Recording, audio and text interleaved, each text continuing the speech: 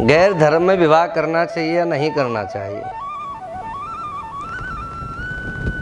देखिए, आजकल तो अपनी स्वतंत्रता है, सभी को फ्रीडम है और आप लोग सब अपने चीज़ों के लिए स्वतंत्र हैं। लेकिन जहाँ तक आप मुझसे प्रश्न करेंगे, मेरा मानना इसमें थोड़ा अलग हट करके है।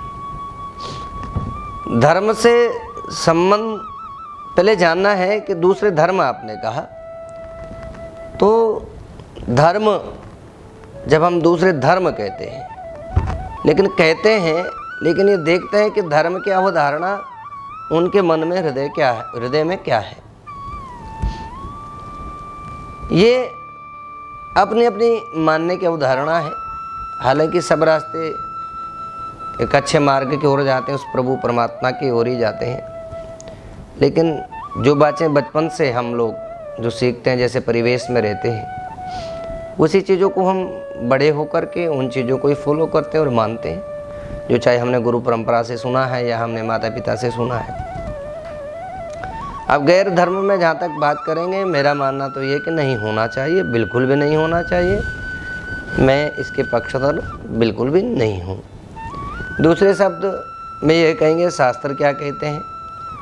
शास्त्र तो यह कहते हैं कि हमारे यहाँ नाड़ी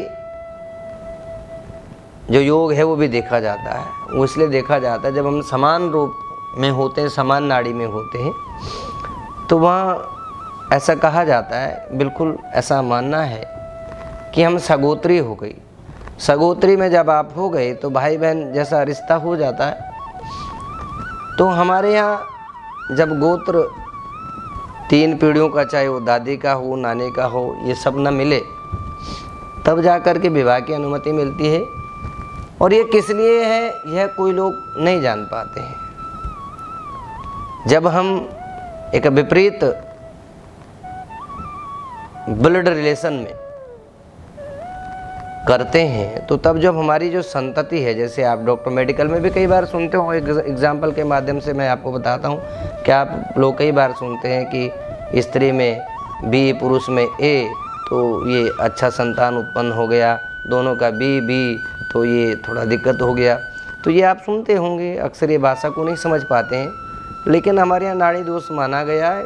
तो जब हम ऐसा करते हैं, तो जब हम विपरीत उसमें करते हैं तो अच्छी संतति होती है, लेकिन जब हम सगोत्री में करते हैं दिक्कत होती है।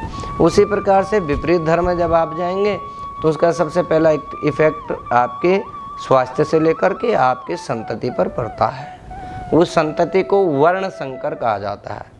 वर्ण संकर में जैसे आप देखते हैं, कई बार बच्चा अपाहिज होता है, कई बार नेत्रहीन हो जाता है, कई बार उसकी मेमोरी नहीं होती है, कई बार ऐसी बहुत सारी चीज़ें संतान में विशेष रूप से देखी जा सकती हैं।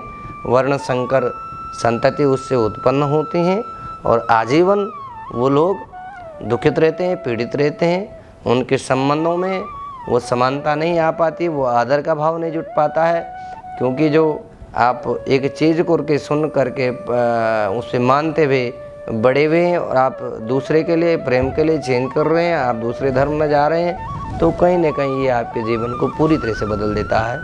आपको भले बुरे का ज्ञान नहीं रहता है। आपका स्वास्थ्य पे, आपकी मानसिकता पे और आपके आने वाली संतान पे इसका विपरीत असर पड़ता है।